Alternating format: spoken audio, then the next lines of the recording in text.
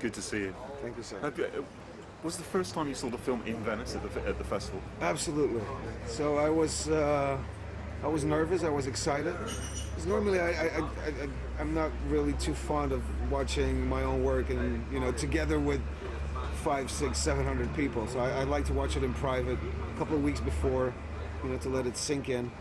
But yeah, this time was different, and I enjoyed it. It was an experience. Cool. Was it what was it the way that you imagined? Well, I guess you never know with films what they're going to be. Well, you never know how it's going to come together. But I knew, or I had an idea of what Luca wanted to do, and he surprised me.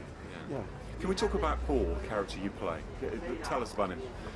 Well, Paul is a wounded animal who's a recovering alcoholic who just is trying to rebuild himself from a suicide attempt, and goes on the island with Marianne to rebuild himself and rebuild their relationship, because these were people always living on the edge to the extent that it almost took their life. And so they go back to just find peace and silence and hopefully rebuild themselves. And then you have this lovable devil in the shape of Harry, played by the wonderful Ray Fiennes, who comes and visit us and stirs stuff up. Matthias, talk about working with Tilda. She's, as you say, she's recovering from an operation on her voice, so she can't speak very much. What was that like? How's that? I thought it was a pretty brilliant choice, because in the original screenplay, Marianne was supposedly an actress, and Tilda wanted to switch it around because it felt there were way more possibilities when she would turn it into a rock star. And then she decided. I remember Luca called me one day. He said, Tilda has this brilliant idea. She's not going to say a word through the entire film. First I was like, okay, how is that going to play out? Because we have all these scenes where we say this and this and this. Yeah. And then immediately I was like, no, actually it's a brilliant choice, because now we have to find a way to speak to each other without talking, and to communicate and to radiate whatever it is we go through without the use of words. And then you have this very interesting dynamic when Harry comes in.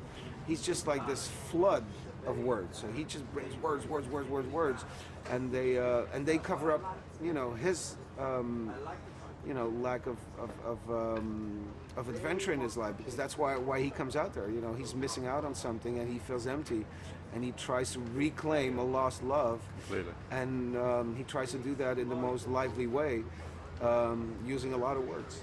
Would you say it's about the past kind of catching up with they're trying to change, aren't they? Paul and Marianne are trying to live a different life. It's about people wanting to move forward, at the same time being scared to move forward, risking the fact that they might fall back to what feels comfortable and what feels like something they've known. So eventually it's about growing up. It's about moving on. It's about letting go, and it's about stepping into the unknown. And it's about kind of the dynamics amongst those four, and the kind of sexual tension that's created there as well. Did you film in one location, in one villa? Was that a real place? Because the island and the villa are very much part of it. Yeah. It's actual villas. There's no studios.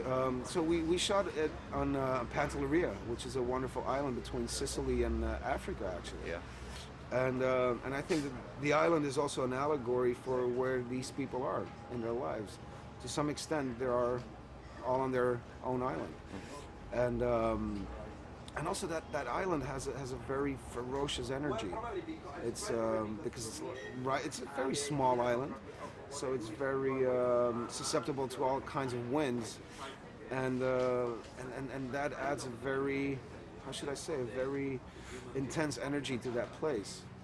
And what was it like working with Dakota as well? Because, it is the four of you, and these relationships all interplay with each other. So what was that like? Well, it might sound, I don't know, melodramatic, but we all enjoyed working with each other, and so we talked a lot. But then once we get to it, we stop talking. We just play. We feel each other out, and everybody does their homework, and then we meet and we try to bring something to life. we think should be translated on screen, and you want to be as authentic as you can be. Would you rehearse? Does that involve rehearsing, Matthias? Yeah, we rehearse, but it's more playing with possibilities instead of finding that ultimate possibility. It's just feeling each other out, being very creative with it. And tell me about Luca, because he's an extraordinary man. Well, you guys met when? When did you first meet? Actually, I met Luca when I was out in LA for the Oscars 4 years ago for Bullhead. Yeah. And then the project was already, circling around him. And so we spoke about it. And then it disappeared again, and then it came back. And then he said, yeah, I got Rafe who wants to do it, and Tilda, I want you on it. And so, and then we started talking more regularly, and then eventually all of a sudden we're on the island and we're shooting. And what's he like on set? He has this, what I like about him, he has this perfect mixture of someone who knows exactly what he wants, but within that very notion of what he wants, is still very open to being creative and to letting things happen within the moment. So he's very generous towards his actors. And you're in good hands because he's someone who makes cinema. He's not just making a film, he makes cinema. So that he creates frames for you that to some extent will empower and strengthen whatever it is you do on screen, so you feel safe. And at the same time, he's not invasive in your process. Right. He will guide you and but he will never interfere with your intimacy as an actor. So, I mean, and that, on the day, if you're trying words, if you're trying lines, and you feel that something needs to change a little bit, I mean, he's open to all that kind of thing, and it's a real collaboration, right? Exactly. Nothing is absolute.